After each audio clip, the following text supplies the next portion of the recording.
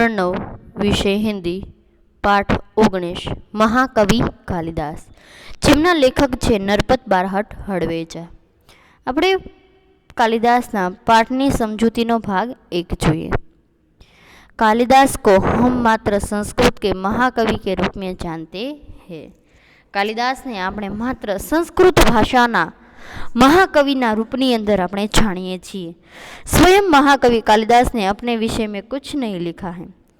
स्वयं એટલે પોતે કાલિદાસે પોતાના વિષયની અંદર પોતાના વિશે કંઈ પણ લખ્યું નથી. हर्षचरित के शुरू से में ही कवि बाण ने कालिदास का उल्लेख किया है. हर्षचरित के शुरू में हर्षचरित शुरुआतनी अंदर कवि बाणनी अंदर એટલે કે हर्षचरित शुरुआत में कवि बाण ने कालिदास उल्लेख करेलो छे. इसमें पता चलता है कि कालिदास बाण से पहले हुए थे. एना उपरथी आपने खबर पड़े छे कि कवि बाण करता पण कालिदास नो उल्लेख पहला थयेलो छे. एक स्थान पर स्वयं कालिदास ने अपने अभिभावक के रूप में विक्रम नाम का उल्लेख किया था. एक स्थान पर स्वयं એટલે પોતે કાલિદાસે પોતાના અભિભાવકના રૂપની અંદર વિક્રમ નામનો ઉલ્લેખ કર્યો હતો. वह कौन सा विक्रम है? एक कौन विक्रम छे? इस बात का अभी पूरी तरह पता नहीं चल पाया है. ये बातनी हजी पूरी रीते माहिती मળી નથી. फिर भी उन्हीं राजा विक्रमादित्य और राजा भोज के समकालीन मानकर कितनी ही कथाओं का नायक बनाया गया. અને રાજા વિક્રમાદિત્ય અને રાજા ભોજના સમકાલીન માની અને ઘણી કથાઓનો નાયક બનાવ્યા છે. विभिन्न भाषाओं में पहेलियाँ और लोक कथाओं में उनकी विद्वता, कविता और चमत्कारिक प्रसंगों का वर्णन मिलता है. तेमने विभिन्न એટલે કે अलग अलग ભાષાઓની અંદર પહેલીઓ, લોકકથાઓ અને એની જે એને કહે છે કે તેની વિદ્વતા, કવિતા અને ચમત્કારિક જે પ્રશ્નોથી તેમનું વર્ણન કરવામાં આવ્યું છે. परिवार જોઈએ. कालिदास को हम संस्कृत भाषा के महाकवि के रूप में जानते हैं. कालिदास ने अपने संस्कृत भाषा महाकविना रूपनी अंदर जानिए छे. स्वयं महाकवि कालिदास ने अपने विषय में कुछ नहीं लिखा है. स्वयं એટલે પોતે महाकवि कालिदासे પોતાના વિષયની અંદર કંઈ પણ લખ્યું નથી. हर्षचरित के शुरू में कवि बाण ने कवि कालिदास का उल्लेख किया है. हर्षचरित ने शुरुआतनी अंदर कवि बाण पहला पण कालिदास नो उल्लेख पहला थयेलो छे. एना परथी एवुं ज इसे पता चलता है कि कवि कालिदास बाण से पहले हुए. एना परथी एवुं जाणवा मळे छे कि कवि बाण करता पण कालिदास नो उल्लेख पहला थयेलो छे. एक स्थान पर स्वयं कालिदास ने अपने अभिभावक के रूप में विक्रम नाम का उल्लेख किया था. एक स्थान पर कालिदास पोते पोताना अभिभावक रूपनी अंदर विक्रम नामनो उल्लेख करेलो हतो. वह कौन सा विक्रम है? इस बात का अभी पूरी तरह से पता नहीं चल पाया. ये कौन विक्रम छे तेनी पूरी माहिती मળી નથી. फिर भी उन्हीं राजा विक्रमादित्य और राजा भोज का समकालीन मानकर कितनी ही कथाओं का नायक बने. छતાં પણ રાજા વિક્રમાદિત્ય અને રાજા ભોજને સમકાલીન માની અને ઘણી બધી કથાઓના નાયક બનાયા છે.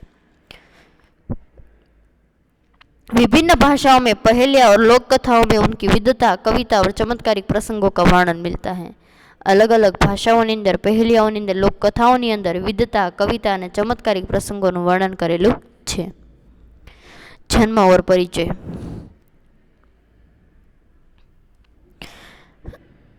जन्म और परिचय. कुछ विद्वानों ने कालिदास का जन्म 365 ईस्वी सन तथा निधन 445 में माना गया है. कुछ विद्वानों અને કોઈ ઘણા વિદ્વાનોએ કાલિદાસનો જન્મ 365 અને મૃત્યુ 445 में माने છે. महाकवि कालिदास के जन्म स्थान के बारे में ठीक ठीक पता नहीं चलता. महाकवि कालिदासना जन्म विषे सचोट माहिती મળતી નથી. कुछ विद्वानों ने उसका जन्म स्थान उज्जैनी वर्तमान उज्जैन माना गया है. ઘણા વિદ્વાનોએ તેમનું જન્મસ્થાન ઉજ્જૈની વર્તમાન એટલે કે વર્તમાનમાં એને ઉજ્જૈન કહીએ છીએ ત્યાં બતાવે છે. જો સહી લગતા હે બધાને સાચું લાગે છે क्योंकि मेघदूत में स्वयं कवि ने उज्जैनी को विशेष दर्शनीय कहा है. दर्शनीय એટલે देखने लायक.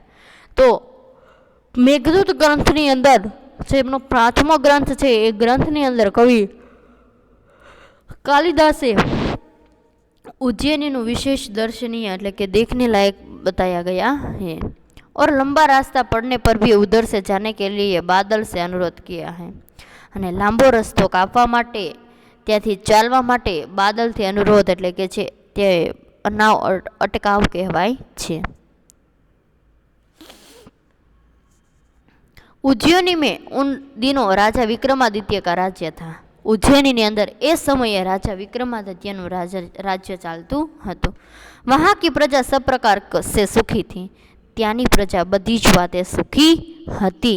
साहित्य और कलाओं की उन्नति चरम सीमा पर पहुंची थी। साहित्य अने कलाओं की उन्नति चरम सीमा सुधी पहुंची हती। राजा विक्रमादित्य ने अपने नाम से ही विक्रम संवत चलाया था। राजा विक्रमादित्य पोताना नामथी ज विक्रम संवत चलाव्युं हतुं। समय समय पर उन्होंने सोने के सिक्के चलवाए थे। समय समये सोनाना सिक्का ने पण तेमणे प्रचलित कर्या हता। उनके राज्यकाल का ठीक ठीक पता चलता है अने एना उपरथी तेना राज्यकाल विषे थोड़ी थोड़ी माहिती मळे छे।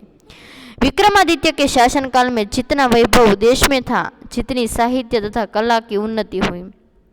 विक्रमादित्यना शासनकालनी अंदर જેટલો પણ પૈસો વૈભવ હતો તે દેશ માટે હતો, જેટલી સાહિત્ય કલા की ઉન્નતિ અને તેટલા સાહિત્યો અને કળાઓની પણ ઉન્નતિ થઈ। ઉતની કભી नहीं हुई है એટલે ક્યારે પણ જોવા મળી ન હતી। एक से बढ़कर एक कवि, साहित्यकार और वैज्ञानिक इस युग में उत्पन्न हुए। एक थी एक चढ़ियाता कविओ, साहित्यकारों और वैज्ञानिकों ये युगनी अंदर उत्पन्न थया हता। राजा विक्रमादित्य स्वयं साहित्य और संगीत के अच्छे जानकार थे। राजा विक्रमादित्य छे पोते साहित्य और संगीत प्रत्ये खूब ज लगाव दर्शावता हता। संस्कृत भाषा की उन्नति भी इस काल में ही अधिक हुई। संस्कृत भाषा की उन्नति आ कालनी अंदर वधारे जोवा मळे। अपने पूर्व जीवन में बुद्धू मानने जाने वाले कालिदास विक्रमादित्य के दरबारी कवियों में सर्वश्रेष्ठ थे। પોતાના જીવનની અંદર બુદ્ધુ જે માનવાવાળા કાલિદાસ વિક્રમાદિત્યના દરબારી કવિઓની અંદર તે સર્વશ્રેષ્ઠ કવિ હતા। कालिदास के अतिरिक्त 8 और कवि भी दरबार में थे जो नवरत्न कहलाते थे। कालिदास ने એટલે કે છે કાલિદાસ થઈને 9 કવિઓ દરબારની અંદર 8 કવિ અને કવિ થઈને 9 એટલે નવરત્નમાંથી તે એક કહેવાતા હતા। कालिदास के विषय में कहा जाता है कि युवावस्था तक निरक्षर थे। कालिदासना विषयनी अंदर कहेवा मागे छे ते युवावस्था सुधी ते निरक्षर के अनपढ़ हता। जिस डाल पर बैठते थे उसी को काटते थे और जे डाली पर ते बेसता हता ए ज डाली ने ते कापता हता। निरक्षर होने पर भी वह इतने विद्वान और महाकवि किस तरह बन गए, इसकी भी एक बड़ी विचित्र और रोचक कहानी है। ते अभण होवा छतां विद्वान અને મહાકવિ કઈ રીતે બન્યા તેની વિચિત્ર અને રોચક કહાની આ પાઠની અંદર આપેલી છે। उन दिनों शारदानंद नाम के एक राजा थे। ए समये शारदानंद नामना एक राजा हता। उनकी एक गुणवती और विद्वान पुत्री थी। तेमनी एक गुणवान અને વિદ્વાન પુત્રી હતી जिसका नाम विधोतमा था, જેમનું नाम હતું विधोतमा। वह बहुत सुंदर और रूपवती थी। ते बहुत सुंदर गुण रूप अने ज्ञान नो खूब ज अभिमान हतो। उसके रूप गुण और ज्ञान की प्रशंसा दूर दूर के देशों तक फैली हुई थी। तेमना रूप गुण अने ज्ञानना वखाण छे ए अलग अलग देशों नी अंदर फैलायेला हता। विद्युतमा को अपने रूप गुण और ज्ञान का बहुत घमंड था। विधोतमा ने पोताना रूप गुण और ज्ञान नो खूब ज अभिमान हतुं। अपने विवाह के संबंध में उसने एक घोषणा कर रखी थी। तेमणे पोताना विवाह समये लग्न समये एक घोषणा એટલે કે છે એક